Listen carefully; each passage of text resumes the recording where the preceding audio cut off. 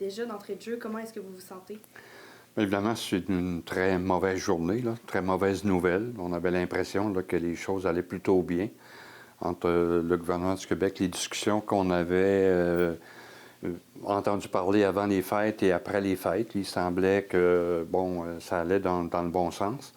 Alors, ce matin, là, de voir cette sortie-là de la part de Glencore, c'est la seule façon qu'on va, puis moi je le dis depuis le début, la seule façon qu'on va y arriver, là, à améliorer la qualité de l'air, à continuer à progresser en termes de, en ce qui a trait à la qualité de l'air, c'est des investissements. Puis, est-ce que vous pensez que cette décision-là est un pas vers la fermeture de la fonderie? Je suis assez combatif dans la vie, là, et on va continuer de se battre. On entend que dans toute la question de la transition énergétique, là, cette fonderie-là, qui est la dernière au Canada, est essentielle.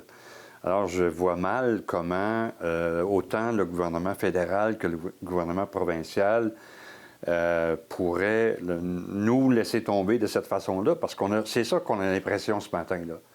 On nous laisse tomber là, carrément. On va continuer, évidemment, là, de parler avec le gouvernement Legault.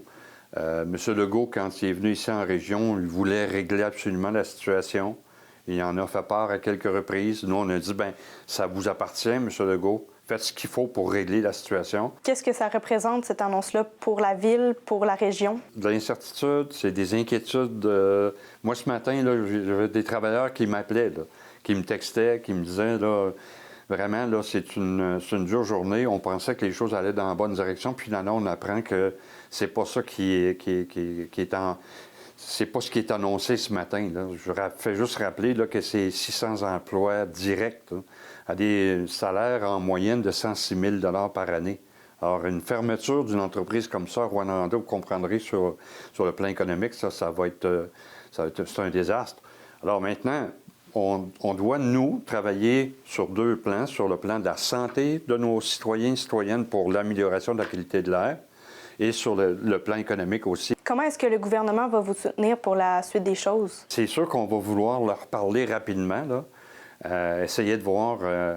nous, on déplore qu'il n'y ait pas trouvé de voie de passage, puis qu'on est encore dans la même situation qu'on était au mois d'octobre, même ma première journée après mon assermentation, là, c'était la tournée des médias parce qu'il y avait des rumeurs de fermeture. Là, c'est encore la tournée des médias parce que là, Glencore nous dit on n'investira pas, on va continuer d'opérer jusqu'en 2027 sans investir. Alors, ça veut dire que le bilan environnemental ne s'améliorera pas et que l'incertitude qui règne chez les citoyens et citoyennes va se maintenir.